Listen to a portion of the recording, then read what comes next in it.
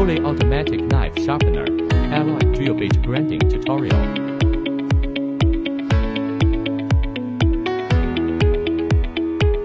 Connecting to the power supply. Turn on the power switch.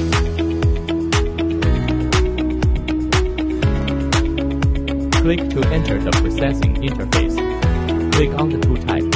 Select a 3-bevel drill bit and the corresponding drill bit diameter size. After selecting, click Confirm. Open the machine sliding door. Turn on the LED work light. Select the corresponding size CR collet. Remove the chuck cover. Put the ER collet into the collet cover and install it on the center shaft. Insert the drill bit that needs sharpening. Locking tool. Click the Start button at the bottom of the screen. The machine will automatically complete the tool grinding according to the program settings.